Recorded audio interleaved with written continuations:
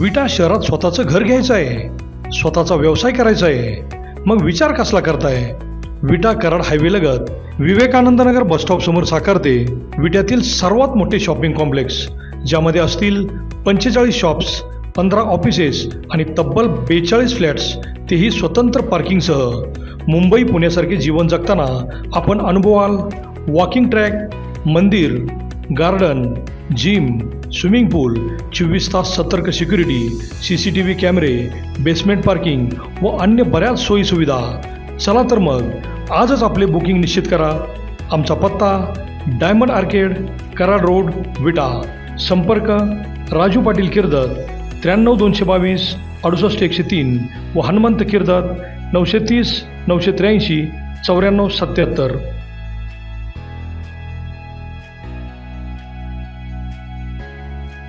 नमस्कार, प्राईम न्यूजमध्ये आपल्या सर्वांचे स्वागत. विधानसभा निवडणुकीसाठी वंचित बहुजन आघाडीच्या पहिल्या 11 मध्ये खानापूर आटपाडीचे संग्राम नाना माने यांचे नाव आले आणि मतदारसंघातील त्यांच्या समर्थकांमध्ये आनंदाचे वातावरण पसरले.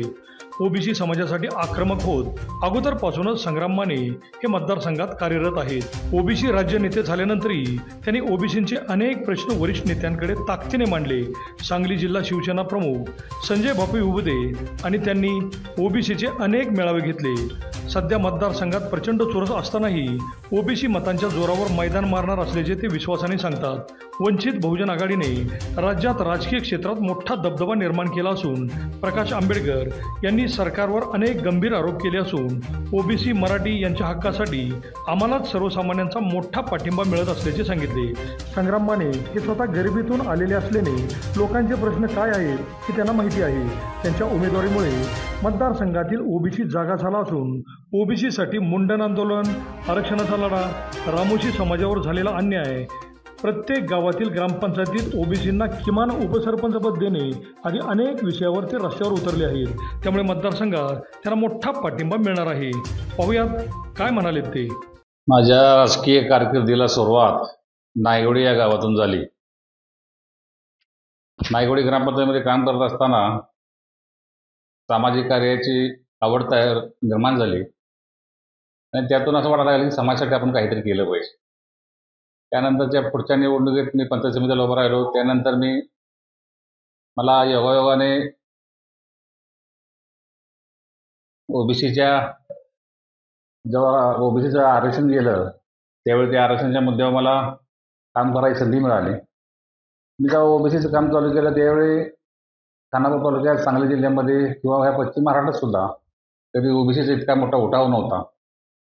त्या अडचणीच्या काळात मी प्रत्येक गावातले त्या समाजातल्या लोकांना भेटून, त्यांना कन्व्हिन्स करून, त्यांना विनंती करून त्या लोकांना मी मुख्य प्रवाहात आणण्याचा प्रयत्न केला. सुरुवातीला प्रचंड असा त्रास झाला, संघर्ष झाला, पण छोट्या स्वरूपात असताना ती सगळी लोक एकत्र झाली.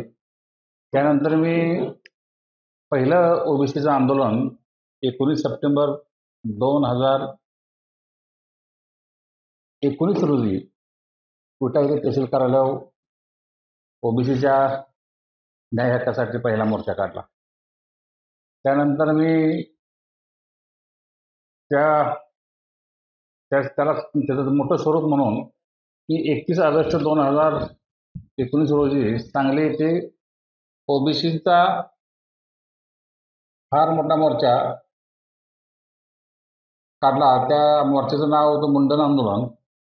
आणि या मुंडन आंदोलनाचं स्वरूप इतकं प्रचंड वाढलं की ती बातमी पूर्ण जिल्हा राज्यभर पसरली गेली. आणि त्याचा फायदा असा झाला की ओबीसी हा जागृत व्हायला लागला आणि ओबीसी एक वोटाच्या दृष्टीने ओबीसीची वाटचाल सुरू झाली. त्यानंतरच्या पुढच्या काळात तुम्ही आता पाहताय की आता ओबीसी बऱ्यापैकी सगळीकडे एकसंध व्हायला लागला आहे. ओबीसी फार मोठे मेळावे झाले आणि या सांगलीच्या मेळाव्यामुळे मला राज्यात काम करायची संधी मिळाली. ओबीसीच्या सांगलीच्या भव्य मेळाव्यामुळं. आणि त्या महाराष्ट्राच्या राजकारणात काम करत असताना आपली कामाची व्याप्ती किती असली पाहिजे, आपण काम किती पराकोटीला जाऊन करावं लागेल, या सगळ्या गोष्टी आपल्याला तीव्रता लक्षात आल्यानंतर मी ओबीसीचं चळवळ हे पूर्ण राज्यभर न्यायचा प्रयत्न केला. त्यात मला यश पण आलं आणि ह्या ओबीसीच्या प्लॅटफॉर्ममुळे मला राज्यभर माझी ओळख करता आली. आज महाराष्ट्रातले बरेच मोठे नेते आज माझ्या संपर्कात आले. त्यांच्या माध्यमातून मी समाजासाठी काही ना काही करायचा प्रयत्न करतो. तसेच ही सगळं काम करत असताना मला असं कधी वाटलं नाही की मी कधी भविष्यात जाऊन विधानसभेचा उमेदवार होऊ शकतो. पण माझ्या कामाची पोचपावती म्हणा किंवा तुमच्या सगळ्यांचं प्रेम आशीर्वाद म्हणा, मला माझी योग्यता ओळखली आणि मला वंचितमधून प्रकाशोत्तर बाळासाहेब आंबेडकर साहेबांनी मला या वंचितची उमेदवारी जाहीर केली.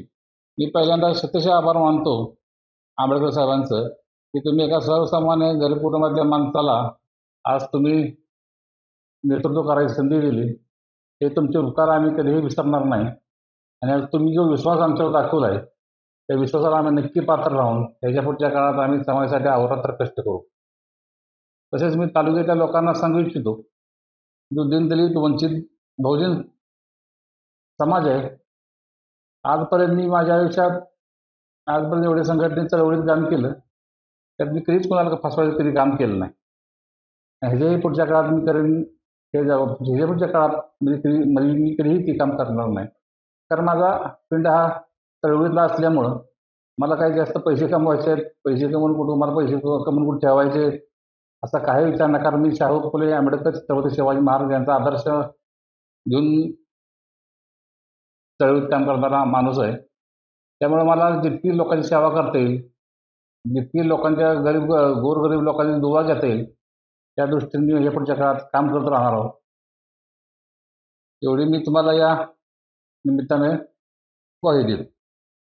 आता खानापूर आटपाडी विधानसभा मतदारसंघामध्ये तुम्हाला प्रकाश आंबेडकरांनी उमेदवारी दिली. मग तुम्हाला काय वाटतंय कशा पद्धतीनं तुमची व्यूहरचना असेल आगामी काळात? मी आता या विधानसभेच्या निमित्तानं तळागाळामधला जो वंचित समाज आहे, जो गरीब मराठा समाज आहे, जो ओबीसी आहे, जो SC आहे, जे अल्पसंख्याक समाज आहेत, जे ज्यात मराठवाडी, गुजराती, ब्राह्मण असतील, सिंधी समाज असेल, त्या सर्व समाजापर्यंत जास्तीत जास्त पोहोचण्याचा प्रयत्न करणार आहे आणि त्यांना मी माझी भूमिका समजून सांगणार आहे की मी कशासाठी उमेदवारी करतोय, मी का ह्या मैदानात येतोय आणि त्यांच्यापर्यंत पोहोचून मी माझ्या मनाचे जे काही विचार आहेत त्यांना त्यांच्यापाशी व्यक्त करणार आहे आणि तुम्ही मला साथ द्यावी अशी त्यांना मी आवाहन करणार आहे.